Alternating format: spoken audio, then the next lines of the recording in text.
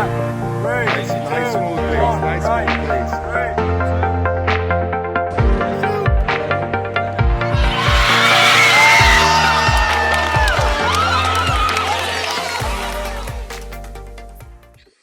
Good morning, afternoon, or evening, depending on when you're tuning in. Thank you for coming back to the Lead with Empower podcast. Zach, excited to be back on with you for our late May, early June recordings and episodes. What's going on? Everything good? I don't know if the viewers would notice this or not, but my beard is gone. This is the barest I've been in years, so don't judge me. But that's my new update for today. No, man, you've been good. I know I caught some strays when I had my winter growth from. I'm gonna give my guy Craig Bowman from Rocky Hill a shout out because he was ripping me up and down for the long beard, which after a few ribbings, it prompted me to shave mine down. Zach's was not because of that. Everybody's much nicer to Zach. Much nicer, and I don't tell them I made a mistake, and I'm like, it's got to come off. Mistakes happen. Sometimes you got to burn it down to bare and start from scratch. Start from scratch. Yep, that's it. And then sometimes a little adjustment fix it. With the beard, it's usually scorch earth and start from scratch again. Yeah, maybe I'll fix it. It's easy to manage. Hey, so before we get into it's Memorial Day weekend, we're recording on the Friday before, so whenever you take this episode in, hope you have a great one, or hope you had a great one. Get an opportunity to celebrate the start of summer and spend some time with family, friends. But we also have, before we get into the real crux of our episode here, the New York Knicks, my New York Knickerbockers, are in Eastern Conference finals for the NBA playoffs. And I know Zach's not a big hoops guy, but in game one of the Eastern Conference finals, the Knicks were down by 22 points with 7 minutes and 20-something seconds left in the game. And they mounted what ended up being the biggest comeback in NBA history in a fourth quarter, down by that many points since 1991 or something like that. So something extraordinary. That's pretty cool. Did you watch it live? I watched every second of it, and it was with 8 minutes left when they were down by 22. I'm like, I'll get to the next timeout because it was early morning the next day. I'm like, I'm going to get to the next timeout and see how things shake out before I pull the plug on it.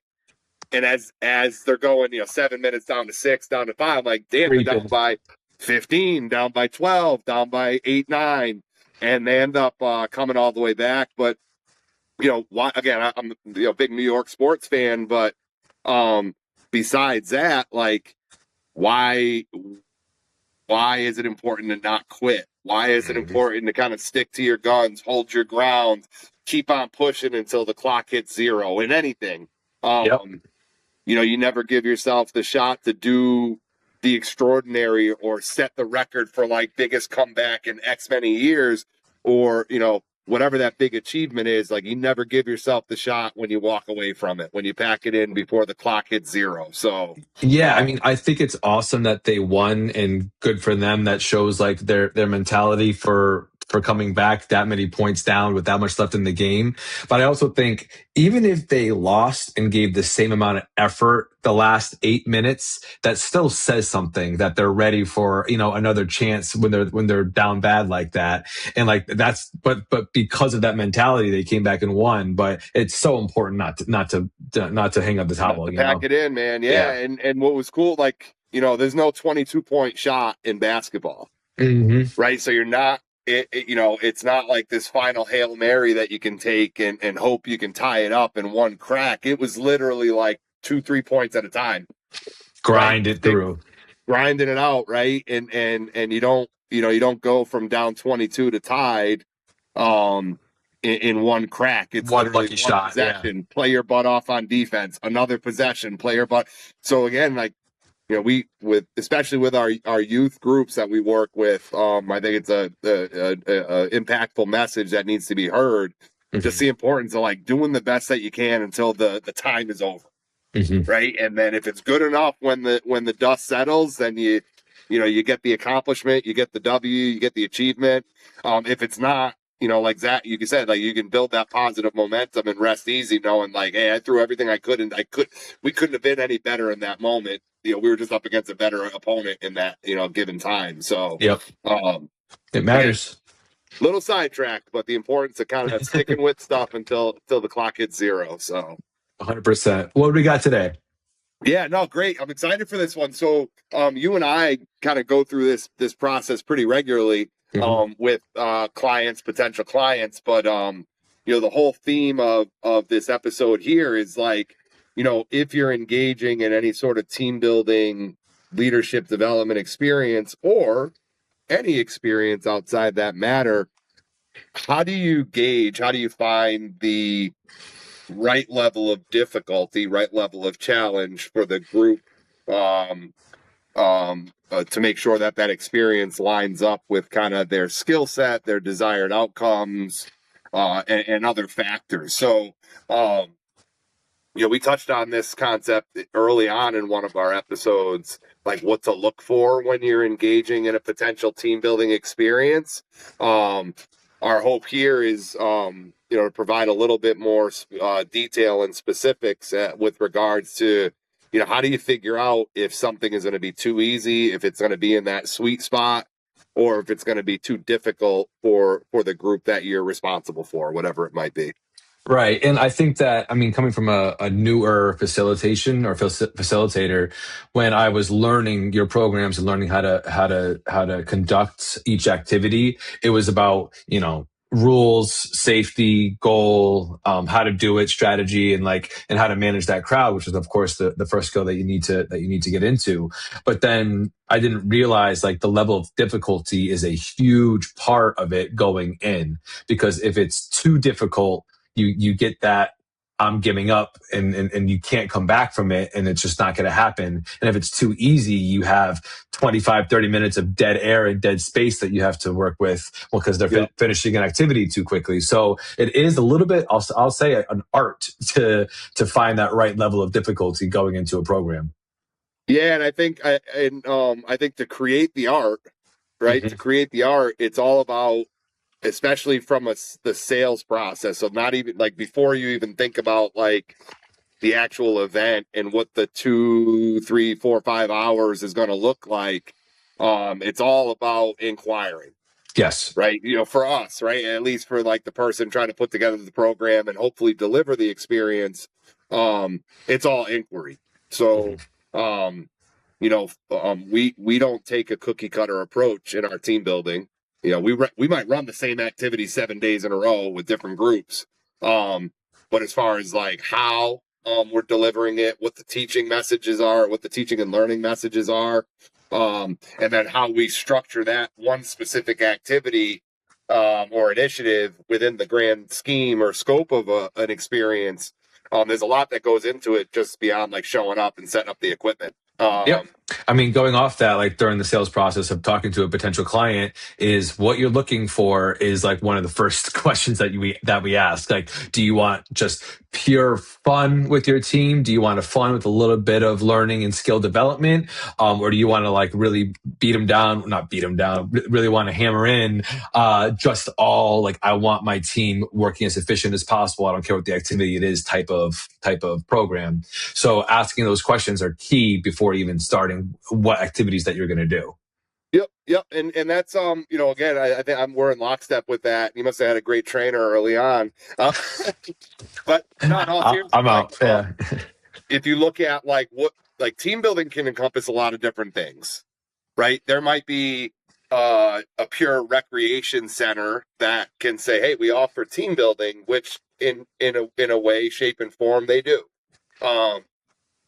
Is there going to be significant like learning and group development maybe from that more fun outing type experience? Probably not, but there is a ton of value in taking a break from the grind, whatever the grind is for you and your team, taking a break from the grind with the people that you participate in the grind with on a regular basis, to let loose, to not talk about work, to have fun, to laugh, to maybe struggle together, but get through it together. So there is a ton of value. Like we define those as like outings, right? Fun group outings. Could be a quick like hour, 90-minute, almost like minute to win it structure of a team building event. It could be something that's just, maybe a different duration, but pretty much straight up play based. Yes. Right? Play based experiences. And I mean, I think it's worth mentioning to say that even if it's straight play based and have some fun as an outing with your team, you need to have it difficult enough to keep them entertained for 30, 45 minutes, an hour, or whatever the case is. So it's not like, hey, put this elementary puzzle together that like an adult can solve in 30 seconds. That's no fun either. So there's always a level of difficulty even with the fun stuff. Yep. Yeah. So like looking at like program styles, right? You have your fun outing on one end of the spectrum. You have your professional development / essential skill building on the other end of the spectrum. And then in the middle, like you touched on, is that sweet spot where most of our groups land. Like, well, yeah, mix of fun, mix of learning. But now within that, this is where the rubber meets the road. It's trying to find information about the group that is going to then drive what we're going to include from a level of difficulty standpoint. The experiences that are going to be part of the program. So, one of the first things, obviously, like group size is a big box to check. Yep. Right. Like what we can offer for a group of 10 might be very different from a group of 110 and kind of how things are structured. And then also depending on who the group is and what type of program they're looking for, fun, professional development, or a mix of both.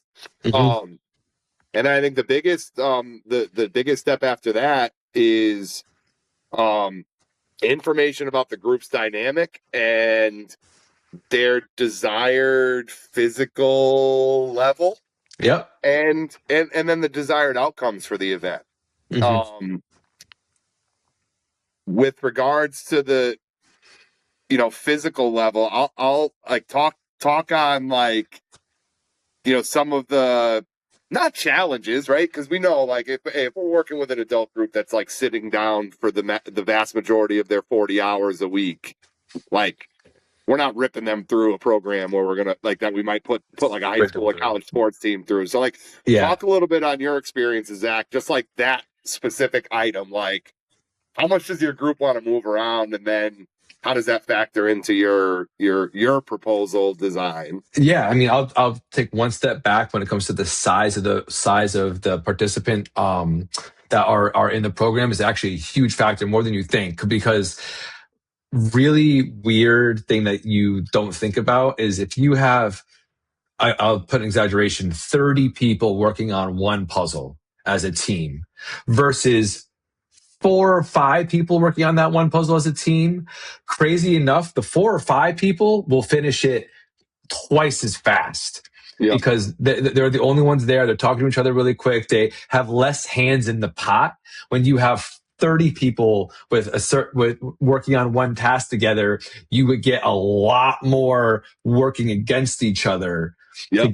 to get that simple, or not simple, but to get that activity finished or that job done. Doesn't even matter if it's a puzzle or not. Like in any activity, the more people and more chances there are to have heads being butt. And that's something that we take into consideration, like not just crowd control, but how many people are trying to take charge, how many people are bowing out, how many people are like fighting each other for the piece or like the strategy or whatever. And it actually ends up being not counterproductive, a learning experience of how to work together in a bigger team.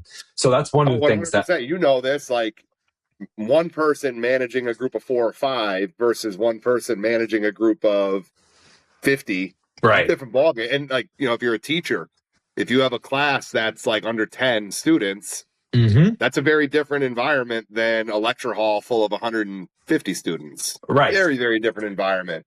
And you're spot on. Like the potential for the headbutting because of too many cooks in the kitchen is so much greater with bigger groups. And for us, like we try to keep like, we could say, hey, we're going to have 50 people at this station doing the same activity, but it's not going to be 50 people all working together on one puzzle or one challenge. It's, hey, let's shoot, we're doing this stepping stones activity. We can set up 6 lanes. So each lane has like 8-9 people. So they're still getting the experience, but there's less room for people to hide and disengage. There's less potential for, too many cooks in the kitchen and conflict. But they're still getting a good quality experience where they have to idea share, have to learn from mistakes, have to collaborate to complete task X, whatever that might be. Yeah, I mean, so like to go even further back, like that's what we have to consider when we're designing a program of the amount of people and like how we want to structure and organize it, because it really does matter with like the pot, or what do you call it, hands in the pot, whatever that saying is. Yeah. Yep.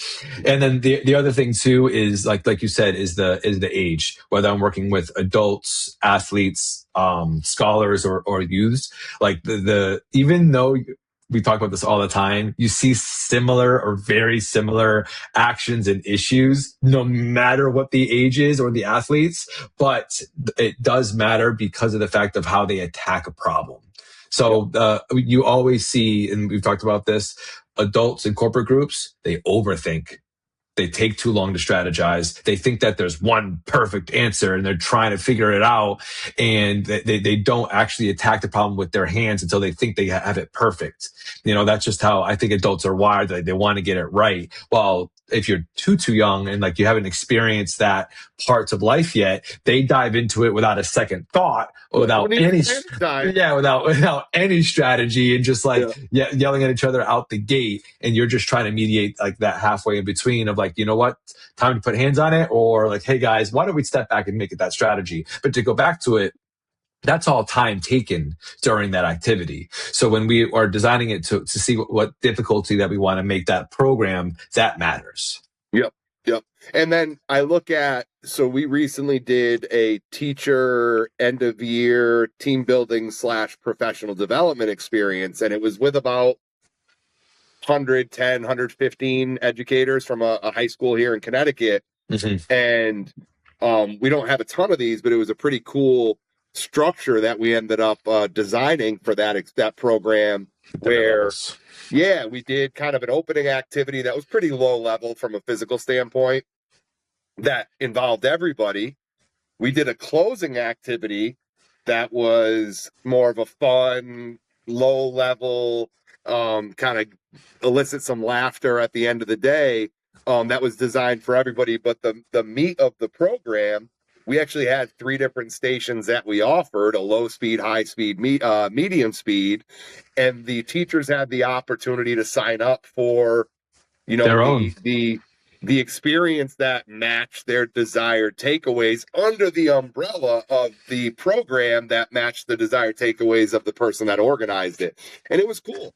Like, it was cool to see the people that were itching to run around and kind of have that like high school PE class feeling in a team building environment. They had that. They had that and then some. The people that wanted to have more of a sit-stand pace of play, we had that. We did a little bit of a professional development workshop with to introduce some tools that they can maybe integrate into their classroom, the following school year. And then we had that middle pocket where the people that wanted to move around but not necessarily like sprint all over the dang field, they had a good experience as well. So I think if you're not, like you said, anytime you're not matching the physical element of the activity to the desired physical exertion level of the participant, you're absolutely asking for people to pull away from the experience. And go ahead. Well, I was going to say, like, get into like more of the meat and the details of the difficulty. So that's when we pick the activity that you think is going to be most active, medium, and then low, which is definitely part of what we do. But during the activity, there's different levels of during the activity, there's different levels of difficulty that we can choose depending on, for instance, like for pipeline, there's X, Y, and Z to make it harder, or X, Y, and Z to make it easier. And then throughout the facilitation of the activity, when to step in and when not to, if you want to elaborate on that. Yeah, absolutely. So I think the first thing to remember, I would say 99% of our activities, and maybe all 100%, but just to be safe, 99% of our activities kind of have a stock version, and then at least a version or multiple versions where we can what we call extensions, right? Make it more challenging. And then we also have ways where we can modify, make it less challenging. Yep. So we know going in that here's the baseline. Here are some simple tactics to make simpler. Here are some simple tactics to make more challenging. How do we make those determinations? Well, first off, I think you got to, again, go back to the start. What's the group all about?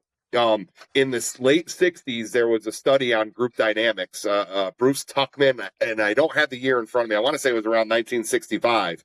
But this Tuckman introduces these 4 stages of group development. And later there was a 5th stage that was added.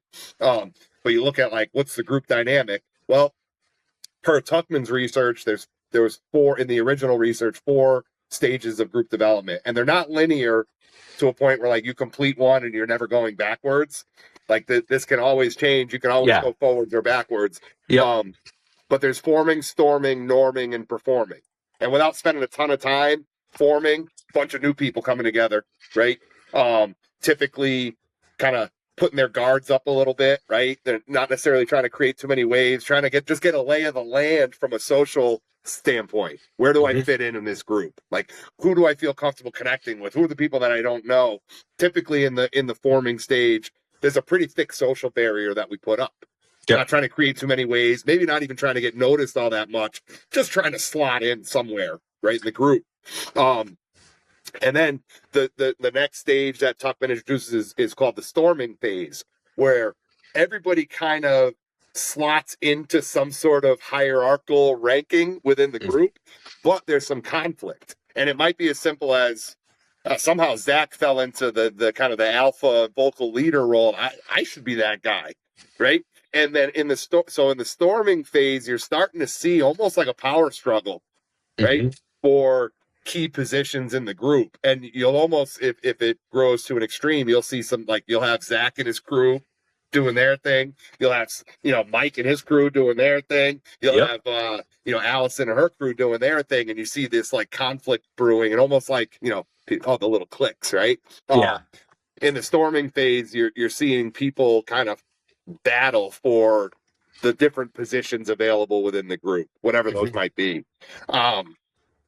The norming phase is everybody has kind of settled into a role, and although they might not fully agree that they're in the right role, they've agreed to the fact that, you know what, for the benefit of our group, I'll work whether here. It's begrudgingly or not, I'm going to do what I need to do in this little slot that I've been assigned, whatever that might be.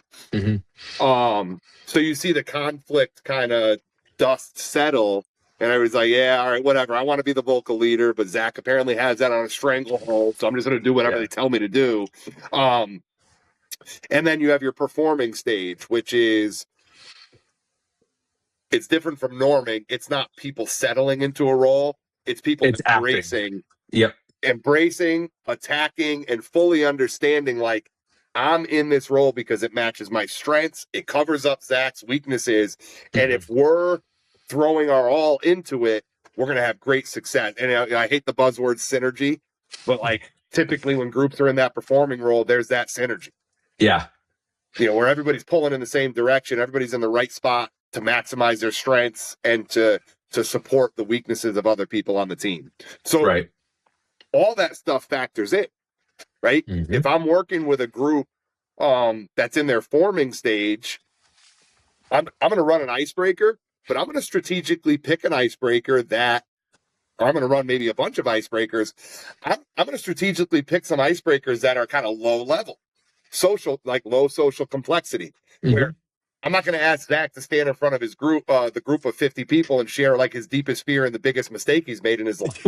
That's like not going to be the first thing I'm going to do in that. Right. Some stuff like, you know, if it's young ones, say, what's your favorite color? Like, what's your favorite hobby? If it's adults, maybe like your favorite movie, or, you know, the last book that you read, like some icebreakers that are like right where they're supposed to be. Going into the other phases, like how do we extend or modify, or when to extend or modify. You know, if I have a group that's in the storming phase, so battling for positional ranking, right, I'm going to pick an activity that requires a high level of collaboration without introducing competition. If I extend an activity to introduce some level of competition, I am just feeding the fire of the storming that they're in.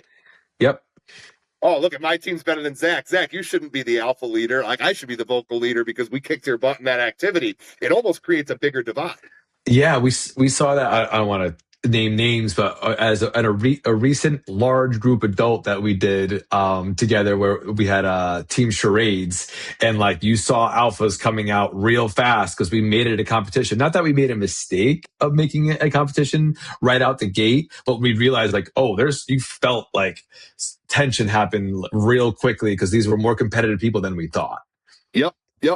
And then on the converse of that, if a group is in like the norming stage where they kind of survive the storm, they're settling into roles, but they're not fully sold on the fact that like their role's important or they're in the right position based on their strengths and weaknesses, we might put them through an activity that has clearly defined different roles involved. Yes. To help highlight the importance of like, Zach and I are on the same team. Zach is doing A, I'm doing B.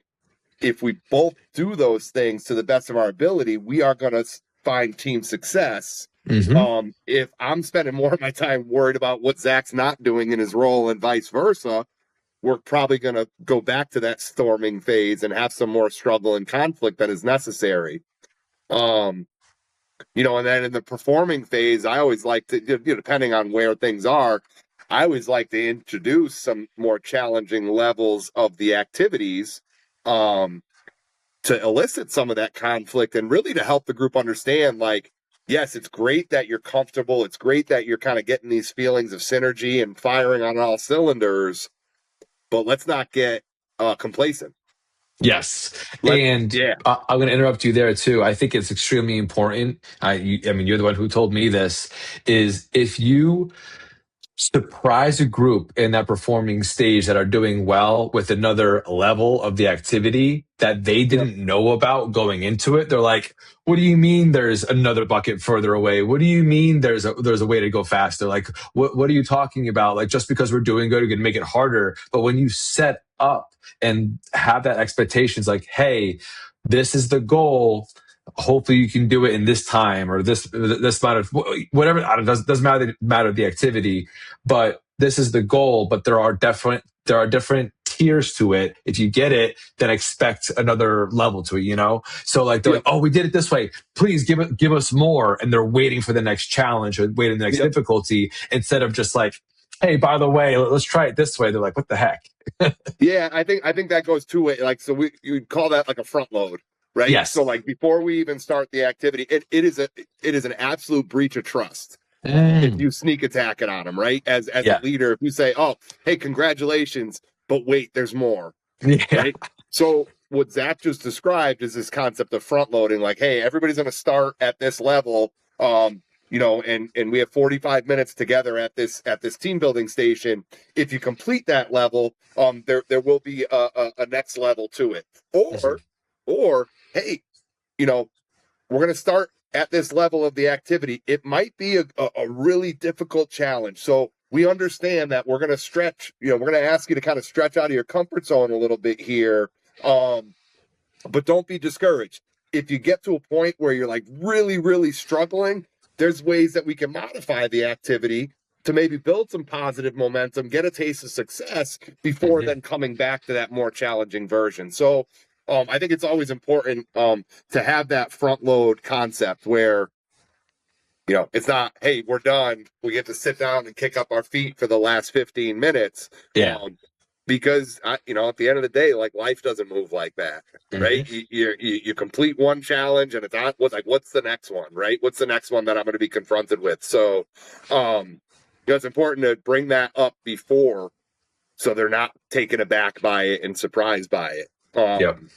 And I think another topic, not to switch gears, but on the same page of expectations, what do you do, Dan, when you see a mistake happen that in different kinds of group dynamics? So, for instance, like if I see somebody make a mistake, drop the ball, are inside the 2 feet inside the rope, whatever activity that we're doing, but the team is locked in. They're communicating. They have their role set. They're achieving the goal in a great manner, and they broke a rule.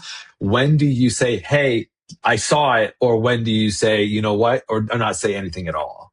Maybe I sneezed when it happened, and exactly. That is, I'm going to give you probably an indirect answer here because there's no right or wrong, black or white. Like you're always doing it, but like in general terms, and this is going to sound a little like, if I have a group of participants, I don't care what age they are, if they are doing everything in the best of their ability to kind of do it the right way, they're listening to instructions. They're asking questions if they don't understand something. Like they're hearing everybody's idea. They're coming to consent. Like if they're taking all those steps, right? And they make like what I like to refer to as like a hustle mistake, right? It's not a lack of focus mistake. It's like I'm trying to do everything I can for my team to be successful. Maybe I jumped the gun in something or whatever it might be. Yeah, I am much more likely to be like, oh shoot, I didn't even see what happened. Oh, good. Yeah. With it. Or just blatantly see it and kind of blind eye it. Yeah. Because mistake, like if you make the big deal out of the mistake, there's risk of kicking a group back to like a storming. Zack, I can't believe you messed up or something when they had all this positive stuff built. And so that's one instance. And then the other instance, if I have a group that's being difficult, if I have a group that's not listening to anything, that's arguing and fighting, that's constantly, in a spot of like contentiousness with one another, or arguing about like the other team did this or that, whatever it might be. In those instances, I might be a little bit more nickel and dime mentality. Yeah.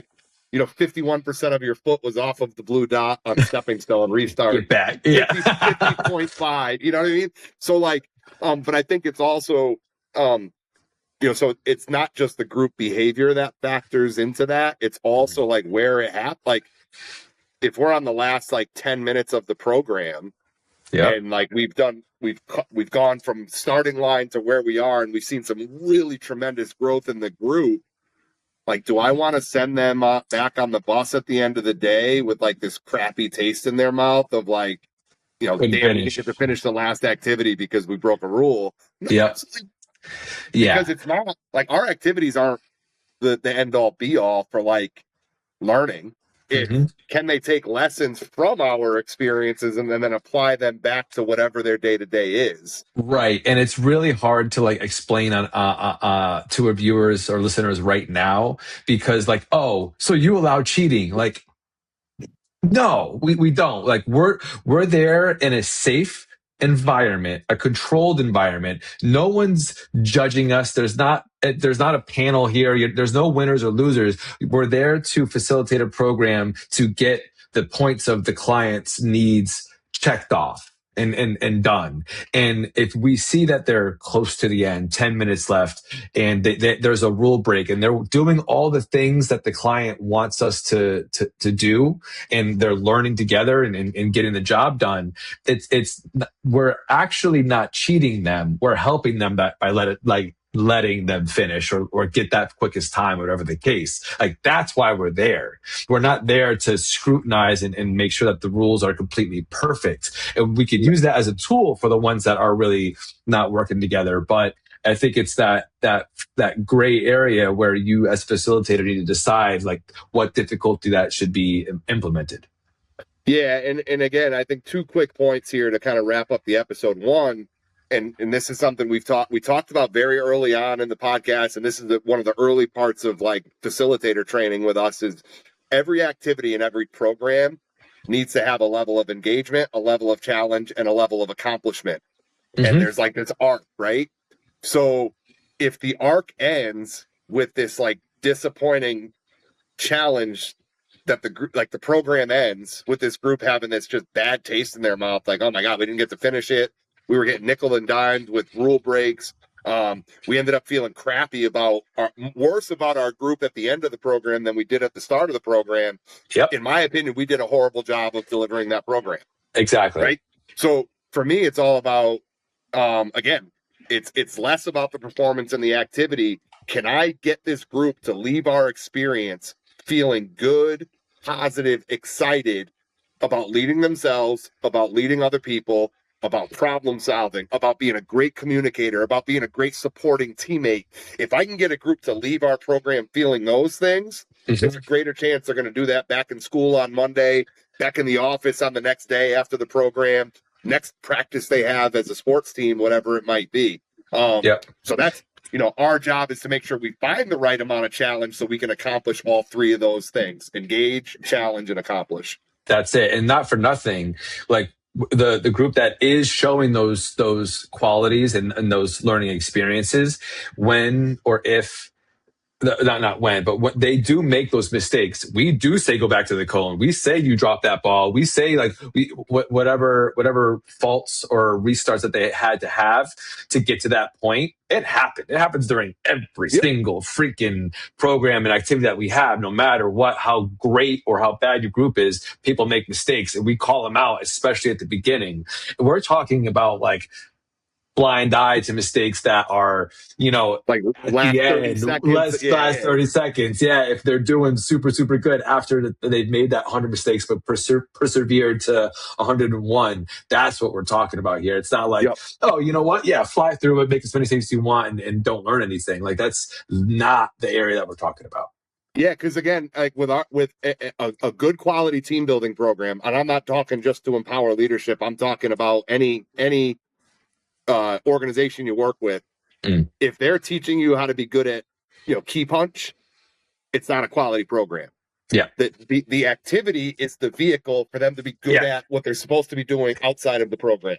I hate to say it, it's the journey. It's the journey. It's the low risk experience where they can explore, they can learn, they can mess up and recover.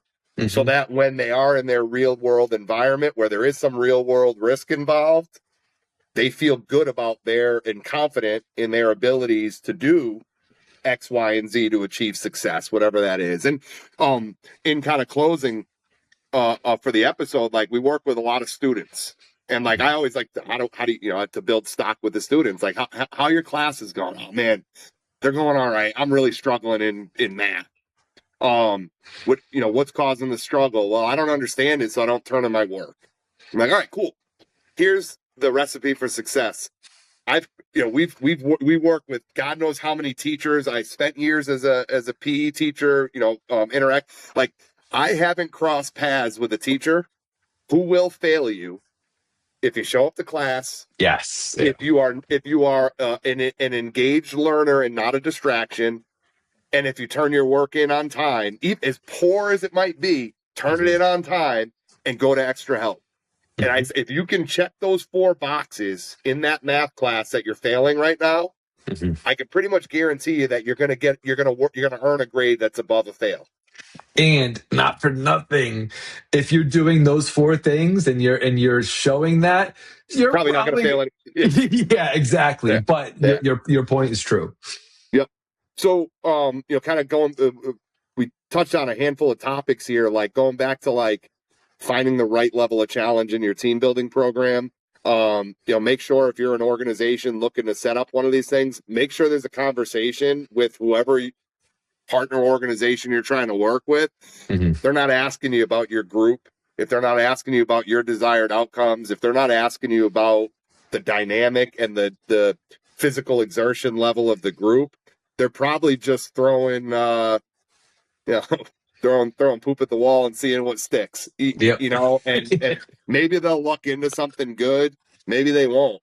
But if you're if you're engaged in conversation with somebody who is really trying to pull that information in the spirit of designing the best possible experience for your group, that's probably the one that you want to link up with for the experience, because you're going to get something that's tailored for your group, and you're going to get something that's kind of on par with, we always talk about meeting the group where they're at.